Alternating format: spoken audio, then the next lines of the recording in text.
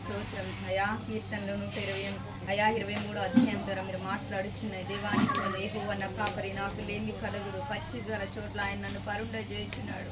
ఓ రబా షబబ శాంతికరమైన చలముల యుద్ధ ఆయన నన్ను నడుపు.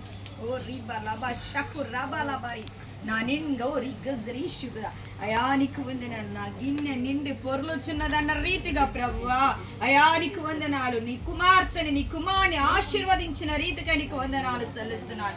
హోలా రబ షబ లబ రబ లబ రిబబ షద రబ లఖ రబ రబదరి సరి అయానికి వందనాలు. మీరు ఏర్పాటు చేయబడిన అయా ఈ గొప్ప ఘనకార్యానికి నీకు వందనాలయ్యా. వారి జీవితం పొంగి పొరలాలయ్యా. నీకు స్తోత్రములు అయానికి వందన. ఫలింపచేయండి దేవా, నీకు స్తోత్రములు ప్రభా. బిడ్డలను ఇంకను ఆశీర్వాదాలకు కారులుగా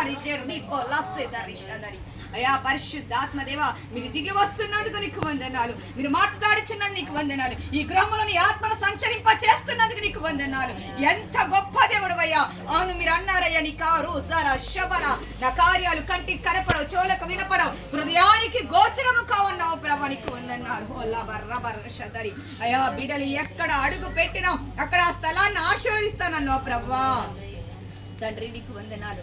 బిడ్డను ఆశీర్వదించిన రీతిగా నీకు వందనాలు అయా. నీకు స్తోత్రములు ప్రభువా. అయా నీకు వందనాలు. పాలు ఏ విధంగా స్వచ్ఛమైన తెల్లగా ఉన్నాయో ప్రభా, నీ బిడ్డలపై నీ ఉల్లాస వస్త్రాన్ని ధరింపచేయండి అయ్యా. అటువంటి అయా బిడ్డలు నాయన యేసయ్య నీకు వందనాలు. పావురమ్మ వలె నిష్కపటలై ఉండుటకు మీరు సహాయం చేయమని బ్రతిమలా ఆడుకోరుచున్నాం అయా. శుద్ధ సువర్ణంగా మార్చండి అయ్యా. వీరి యొక్క జీవితం అనేకులకి సాక్షిగా నిలబడాలి ప్రభా. పరిమళింపచేయండి అయ్యా.